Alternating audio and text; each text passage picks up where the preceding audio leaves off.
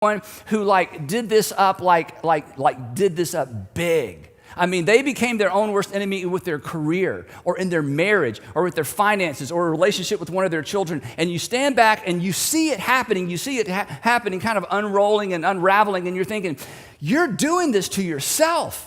And when you watch that, you kind of think the same thing I think. You think, well, you know what, that they may undermine their own marriage, they may undermine their own career, they may undermine their own world, their own finances, or their relationship with their kids. But I mean, I may have some interesting kind of laugh about it later stories about becoming my own worst enemy. But I would never do anything like that, right? But here's the thing that's true of all of us, and I'm talking to me as well as you. We all have the potential. I don't even know you, but this is what I know about you. Every single one of us has the potential to become our own worst enemy, right? And the reason I know that is because you, and this is all of us, but I'm picking on you for a second, you have participated in all of your bad decisions, right? You have participated in 100 of your bad decisions. In fact, you were, I'm picking on you a little bit, and it's the same true with me too, that we were the masterminds behind our own bad decisions. And here's why this is a big deal. Because a single bad decision, I mean, you know this, a single bad decision is always the first step toward becoming your own worst enemy, right? It's not like it happens all at one time. It just unravels over time. And the people that you've watched become their own worst enemy in a big way. It started with small things. It started with one simple, single decision, right? Because every habit begins with the first time. And every pattern begins with the first line. And every journey begins with a first step.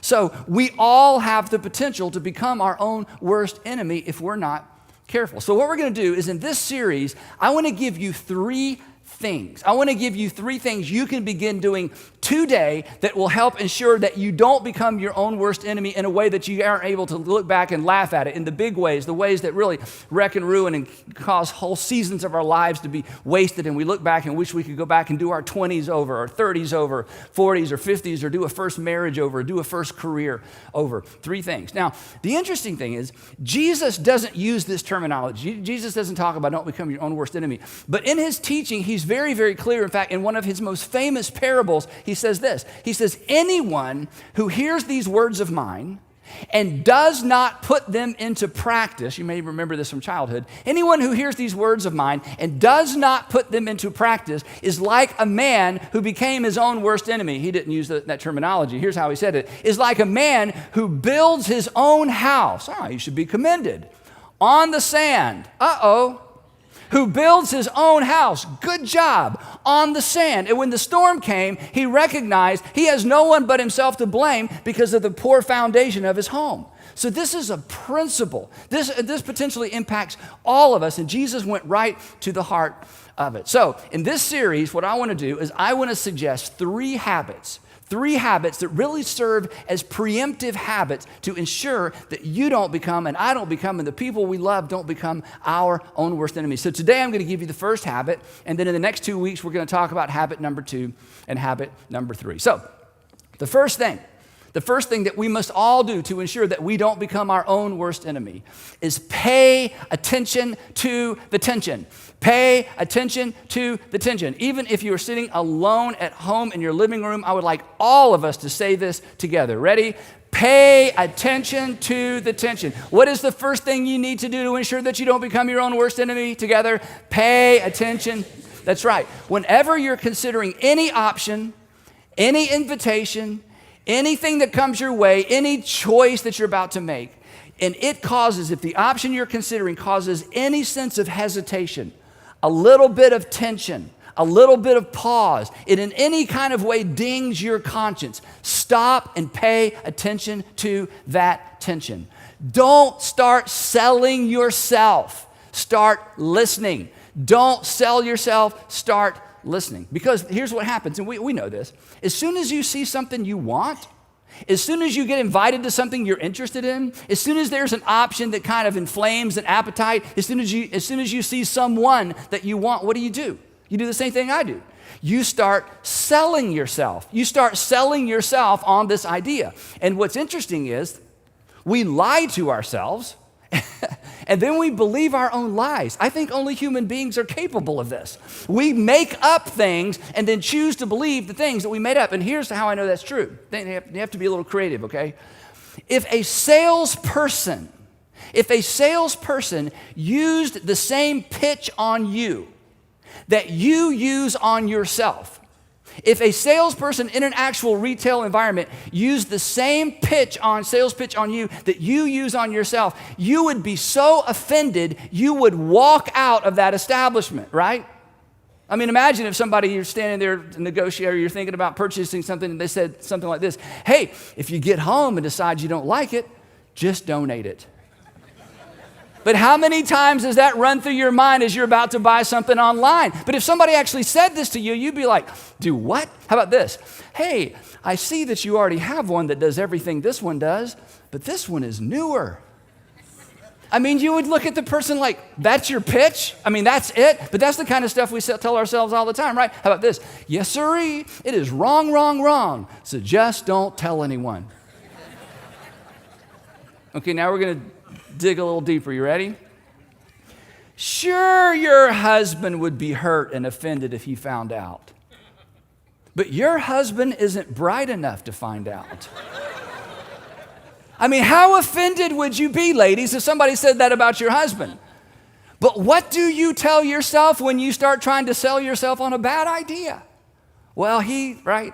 Okay, we're going to go both sides of this. Yes, your girlfriend would be devastated, but let's face it, she's not nearly as attractive. I mean, if somebody actually said something bad about your girlfriend, you would be so offended. But listen to the self-talk. Listen to the narrative you create. We're going to talk a lot about the narratives next time.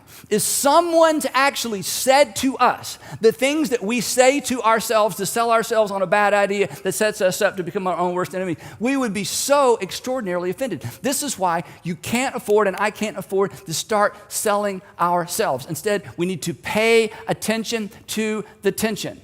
The moment, this is the habit right here. The moment you start selling yourself, hit pause. The moment you hear, because we do this every day, we do this all the time. The moment you start creating an internal narrative as to why something is okay, or something's justifiable, or something's permissible, in that moment, we should just hit pause and say, wait a minute, I'm doing it. I'm doing that thing. I am making things up and choosing to believe them in order to do something that something in me is telling me maybe I should hit pause. Because remember this, if you don't hear anything else I say today, this is it. Remember, we rarely have to sell ourselves on a good idea, right? You rarely have to talk yourself into knowing when something is the right thing, the wise thing, the prudent thing to do. Now, there is a fascinating piece of narrative in the Hebrew Bible that us Christians call the Old Testament, but it started off as the Hebrew Bible or the Jewish scripture. There's this fascinating piece of narrative. If you grew up in church, surely you have heard this before at some point, and if not, then you're in for a treat, because this is one of the most interesting, detail-ridden stories in the entire Old Testament. And it illustrates, but better than illustrate, this story actually illuminates or brings insight into this whole idea of paying attention to the tension. The story revolves around King David, who was Israel's second king, but the story actually takes place before he became king. Now, if you know anything about the Hebrew Bible or the history of the Jews, David, who became Israel's second king, stepped onto the pages of history as a shepherd boy. And then he was suddenly he stepped into the spotlight when he killed Goliath, the story of David and Goliath, and he became legendary kind of almost overnight, because he was this young man who faced this giant, this Philistine who was taunting the armies of Israel, and he thought, well, you're not taunting the armies of Israel, you're taunting the armies of God, and God's just looking for a volunteer, and I volunteer, and boom, suddenly he's famous. Well, King Saul, who was the king at the time, Israel's first king, of course, brings him close because he's become a legend, and he gives him prominence with the military. He eventually marries him off to one of his daughters, so now the king is his father-in-law. But then as time goes by, David becomes so popular, Saul realizes that David is a threat to his dynasty, because people are going to want him to be the next king. In fact, the rumor was at that time that David had already been anointed as the next king of Israel as a little boy, because in fact he had. So suddenly Saul's not so fond of David, even though he's married him off to his daughter. In fact, when you read the story, it's so interesting. Saul decides to use his daughter to manipulate David, and then Saul decides to kill David. Then Saul says, no, I'm not going to kill him. I'm going to keep sending him out to fight the Philistines, and eventually the odds are going to be such that the Philistines will take care of David, but we've got to get rid of David. Well, none of Saul's tactics work, and David becomes more and more and more popular. So then one afternoon, he loses his temper, and he tries to kill David, and David flees. He flees. He has to leave the city. He can't go home because it would put his family in danger. So he flees. He makes several really, really bad decisions, and he becomes an outlaw. And as a result of him being so famous, all the other fugitives in the land around that region of the world who were related to the Jewish people at the time, they weren't called Jewish people at the time, but the Hebrews at the time, they all started following David. And the next thing you know, he's got his own band of merry men. And eventually it becomes like a small army. But it's a small army without a home because they're all outlaws. It's a small army of men who can't go home. But they rally around David, and they see David as his leader. Well, meanwhile, Saul is busy running the kingdom, but he's always on the lookout for David, and he has spies everywhere looking for David because he needs to eliminate David before he dies so that his son Jonathan can become the next king rather than David becoming the next king of Israel. And one afternoon, he gets a report that David and his merry men have been spotted in the desert or the region of En-Gedi. And if you've ever been to the Holy Land or if you've ever been to Jerusalem, you can actually visit this area of the world. It's just along the sea of the Dead Sea, and it just looks exactly like this. It is just barren wasteland with a few oases sprinkled here and there. It is full of caves and mountains, and again, it borders, you can see this next picture, kind of borders on the Dead Sea. So this is the region that Saul hears that David and his men are. So the text says that Saul took 3,000, which was way more men than he needed to fight David. But again, David is a valiant warrior. He's famous for his ability to fight out in the open. So he takes 3,000 able young men from all of Israel, and he sets out to look for David and his men. So they're gone for several days, and eventually they come to an area that we're not sure exactly where it is, but when this was originally written, the people who originally read it knew exactly what the author meant. He came to the sheep pens, and there was a cave there, and actually when you go to this region of Israel, there are caves everywhere. There was a cave there, and Saul went in to relieve himself. Fun fact, maybe, I think this is the only reference to going to the bathroom in the whole Bible, but I could be wrong about that, okay? I don't know what everybody else did, but at least Saul, we know, had to relieve himself. And this is a strategic part of the story, and it's why the author included it. So here's the picture. 3,000 men, that's a lot of people, a long caravan, with some camp followers, with wagons, with food. I mean, this is a big ordeal. Saul is a little bit, back from the front. Saul has to go to the bathroom. Now, if you're just a regular guy in the army and you have to go to the bathroom, you deal with it. But when you're the king, you can stop the whole caravan, get off your mule. He rode a mule, and he makes his way up to this cave by himself to use the bathroom while everybody else waited. And if you've heard this story before, here's where it takes the most interesting twist. David and his men were actually in the very cave that King Saul chose to stop and use his private bathroom. And they're far back in the cave. Now, what are the odds of that? I mean, there aren't even any odds, right? I mean, talk about the stars lining up, talking about God smiling on you or the gods smiling on you. I mean, this is a best case scenario. This was an answer, as we're going to see in just a minute, this was an answer to David's prayer. So the context, a little bit of what must have happened, is Saul had his spies out looking for David, and David had his spies out making sure that Saul wasn't anywhere close. And when David's spies found out that Saul was not too far behind them, David said to his men, "Scatter, hide in the hills. We'll wait for Saul and his men to go through. We will reconvene and go the other way." But it just so happened when King Saul and his caravan got right into the area where David and his men had dispersed to hide, that's when he had to go to the bathroom, and he happened to choose the very cave that David was hiding in. Now, get the picture. David's eyes have adjusted. He's been in the cave. Saul walks in. He can't see a thing. And he walks just far enough in to do his business, but when he walks into the cave, he is just a silhouette. And David and his men are in the back of the cave, and they look at each other, and they cannot believe this. I mean, what's running through his mind? I mean, if you had been an outlaw for months, we don't even know how much time David had been an outlaw at this time and just living out in the hills, what's going through your mind? Clearly, I mean, this isn't a prayer. This is you just know. God had clearly delivered David's enemy, I mean literally into his hands. David had already been anointed king. Everybody knows he's the next guy. The only thing standing in the way of David becoming the next king is Saul, and here he is. And if we don't think that's what was running through David's mind, we know that's what was running through David's men's mind, because the text says this is what his men whispered to him far back in the cave. The men said to David, "This is the day the Lord spoke of when he said to you, I will give your enemy into your hand for you to deal with them as you wish." This is what David had told his men over and over and over as they sat around the campfire at night. He would say to them, "Look, guys, just a little bit longer, just a little bit longer. Stay with me just a little bit longer. Eventually, I'll be the king. And when I become the king, I'm going to reward those of you who were most loyal to me during the mean times and the lean times and these difficult times." So they're looking at David saying, "You're right. This is exactly what you promised. This is exactly what you told us would happen. But we could not imagine it would happen like this. This is the very thing God promised you. And now the waiting is over.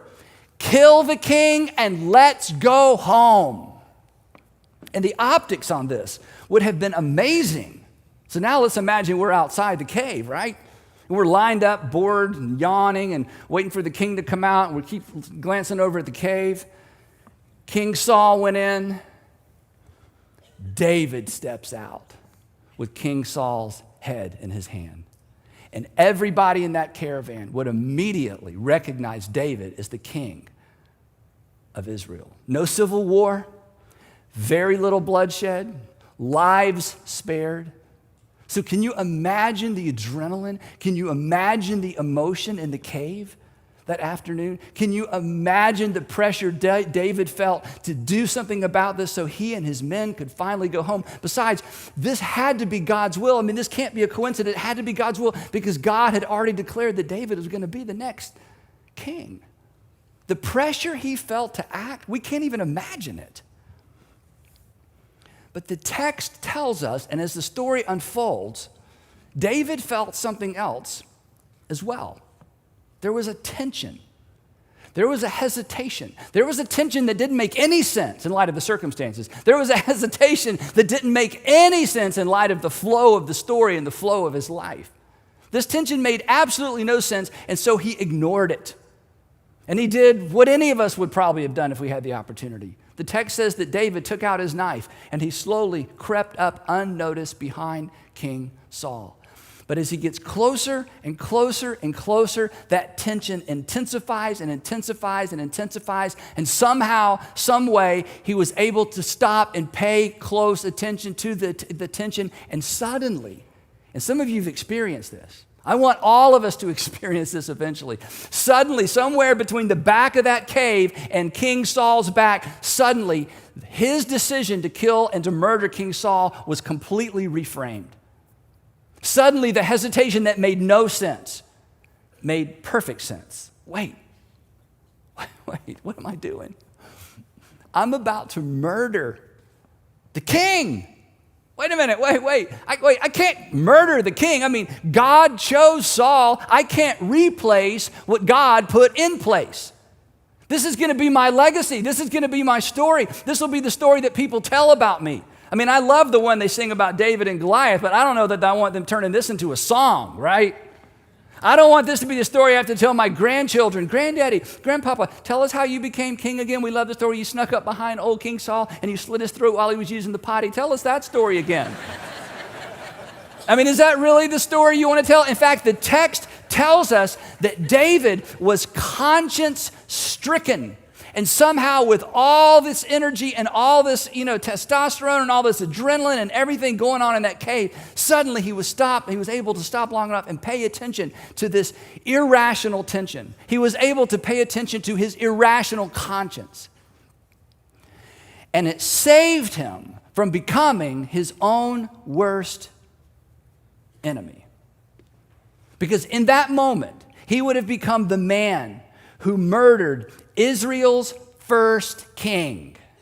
He would become the man who murdered his own father-in-law, the man who allowed him to rise to prominence after he killed Goliath. And so somewhere between the back of the cave and King Saul's back, This all gets reframed for him, and he realizes, oh my goodness, no wonder there's a tension. No wonder there's a hesitation. He was conscience-stricken, and he snuck up behind King Saul, and he took King Saul's discarded robe, and he cut off the corner, and he went back to the cave. And his men hiding in the cave, can you imagine? They are in shock. They can't believe this. Now he has some explaining to do.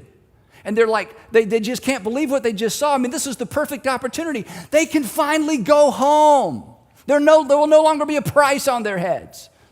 And he said to his men, the text says, he said to his men, the Lord forbid, this is amazing, that I should do such a thing to my master, the Lord's anointed. I said, wait a minute, David. 2.5 minutes ago, he wasn't your master, the Lord's anointed. 2.5 minutes ago, he was your enemy. What happened?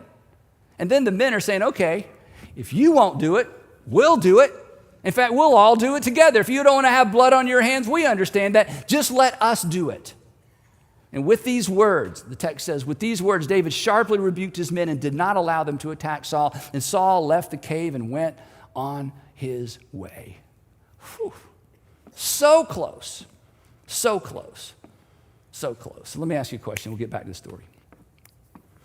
Are you close? Are you contemplating something and you're selling, spinning? You've kind of decided, you've sort of got there. Your husband, he's not so sure. Your wife's not so sure. Some of your friends are like, really? I mean, and then you got other friends who are going, oh yeah. Everybody, culture. Are you so close? Is it possible that right now, in fact, you can't even believe I'm talking about this. It's like, what? This is exactly what I'm going through. Are you so close? Are you selling yourself? Come on. You don't have to be honest with anybody else. I mean, you lie to yourself all the time. At least be honest with yourself for a moment, right? I mean, me too, right? Are you selling yourself on a bad idea?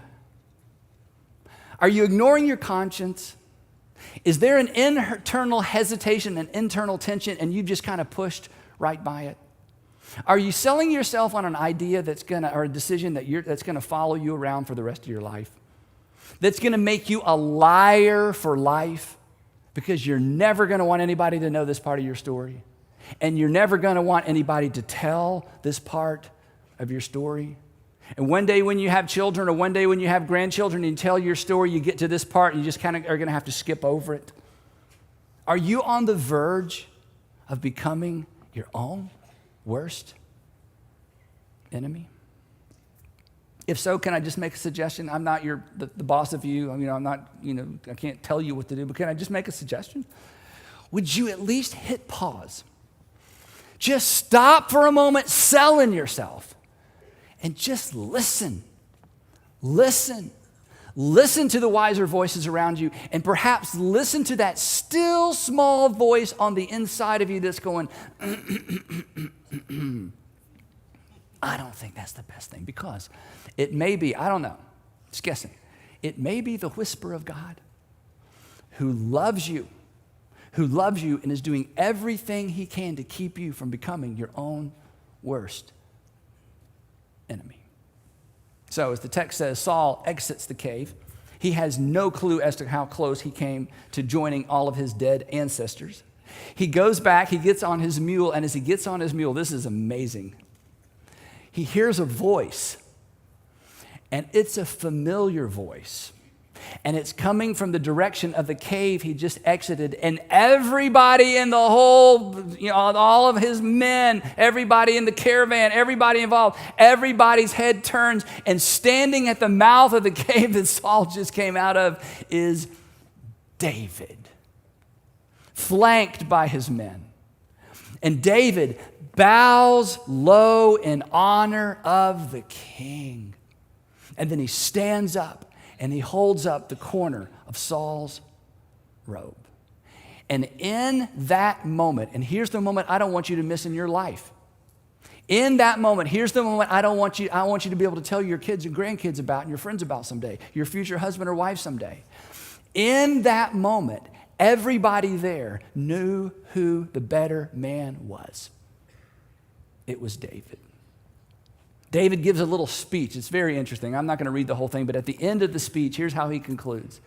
He says, Saul, may the Lord be the judge between you and me, and may the Lord avenge the wrongs you have done to me. but my hand will not touch you. I'm going to do the right thing. I will not take matters into my own hands.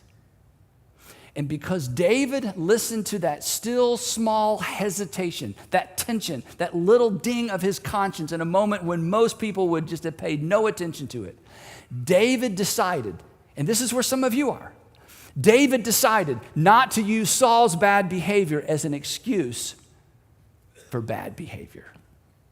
So how about you? As you think about the option you're considering, that big life change you're considering, that thing you've pretty much talked yourself into, in fact, the wheels are already turning. Are you considering behaving badly based on somebody else's bad behavior? Because of what they did to you, because of what they're trying to do to you, because of what everybody else around you does. Come on, are you considering becoming like someone you don't even like? Are you selling yourself? Remember, we rarely ever have to sell ourselves. We rarely ever have to sell ourselves on the right thing to do. So now, all eyes turn from David to Saul. And he is completely humiliated by David. But here's the interesting thing. He's not humiliated by David's military skill. He's humiliated by David's character. He's humiliated by David's self-control. He's humiliated by David's humility. And Saul has no choice. He turns his army around and he heads back to Jerusalem. That's the power of paying attention to that tension. When my daughter, Allie, after 3 children, Allie's our youngest, when she was in the 8th grade, she and I were studying for a test together using a study guide. And as we were studying, it occurred to me that her older brother, Garrett, had the same class with the same teacher the year before. And I thought, I wonder if there are any old tests to study from. And she said, Dad, we can't do that. I said, yeah, if the teacher gave out tests, then he knows these tests are floating around. And in college, you do it all the time. So I went digging around, and sure enough, I found an old test, all right? And this isn't a parenting seminar. I'm just telling you what happened, okay? This isn't for modeling. This is for, it's just what happened. So anyway, so we sat down, and we studied through this test to get her ready. She was an A student, so it wasn't a big deal. So, anyway. So she goes to class the next day. The teacher hands out the test, and it's the same test, right? Yeah. So that afternoon, she gets home from school, and I ask what every good parent asks when they have studied with their children for a test. I said, Allie, how did we do on our test? Isn't that what you asked? You want to know what kind of grade you made, She said, Dad, you're not going to believe this. It was the same test, and I felt like I was cheating. I'm like, no, you weren't cheating. It was the teacher's fault. If they're going to hand these things out, they know that these things are floating around. I'm not giving parenting advice. Let me just reiterate that. This is just what happened. And I said, besides you're an A student, I'm trying to ease her conscience. She said, no, Dad, it's okay. I told him. I know. I'm like, what? You told on yourself? Whose child are you, okay? So then I have to switch gears, like, oh, I'm so glad you did that. It was the right thing to do, I'm so proud of you, I'm just sorry because I'm the one that got you into trouble. If I need it, she's like, no, I didn't get in trouble. I'm like, well, what? She said, well, he had another test, and he got to school that morning, and the copy machine wasn't working, so he couldn't make copies, so he just had copies of an old test and used the test that, Garrett had, and he was in the same class. I'm like, oh. I said, so you didn't get in trouble? She said, no, he was proud of me for telling him. I'm like, yeah, me too. So the point of this is, come on, an 8th grade girl felt tension. What do you do with that tension? Do I tell my teacher or not? And when she thought not, she felt more tension. So she decided to pay attention to the tension rather than pay attention to her father. Anyway, you're going to get by that real quick. Anyway, so she paid attention to the, now, I know what you're thinking. You're thinking, oh, that's so cute, What's that got to do with me? It's got everything to do with you. Here's why. Because the tension that you are wrestling with right now, the tension you're wrestling with right now falls somewhere between choosing whether or not to tell your math teacher you studied from an old test and murdering a king. I think we've bookended about everything you and I could experience, right? It's somewhat this side of murdering a king. It's probably somewhat this side of what are you going to tell your math teacher. But the principle is the same. What are you going to do with that tension? If there's something that you can't quite put your finger on, hit pause. If there's something where you find yourself saying, I just have an overactive conscience, maybe, but maybe not, hit pause. If there's something that someone else has put their finger on and you're mad at them for bringing it up, but then when you got alone by yourself, you can't get it off your mind, you can't get it off your heart, it's bothering you, then here's my advice. Let it bother you. Don't rush by it. That tension may be God's way of protecting you from becoming your own worst enemy. And ask the question. I know it's painful, but I'm telling you, for some of you, this is like a curtain's going to open up and you're going to have clarity. You're going to hate the clarity, but you're going to look back and be so grateful for the clarity. And ask the question, is there a tension? Is there a tension that deserves my attention? Is there a tension that deserves my attention? This is a preemptive strike against becoming your own worst enemy. Because after all, every habit, you know this, every habit begins with the first time. And every pattern begins with the first line. And every visions of lavender skies and galaxies unknown, the reality bends in imagination zone.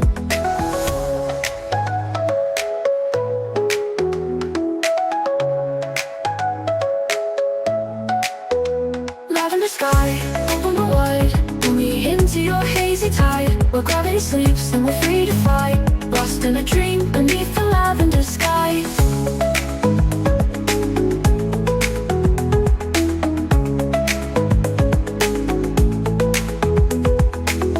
Lights flicker on, casting shadows long, but my mind's adrift, carried by a distant song. A melody woven from stardust and light, guiding me onward through the velvet night. And I feel it in my soul, a sense of release, as the weight of the world finds a moment of peace. The boundaries blur between what's real and surreal, in this lavender haze where all things feel.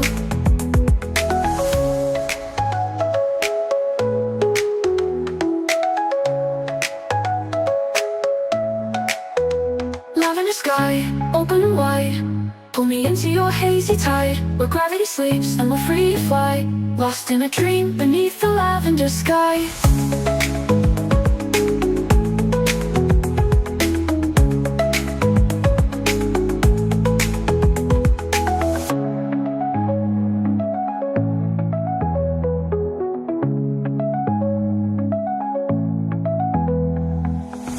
Colors paint the air, a kaleidoscope of sound, whispering secrets on the wind all around. No need for words, just let go and see the infinite possibilities waiting for you and me.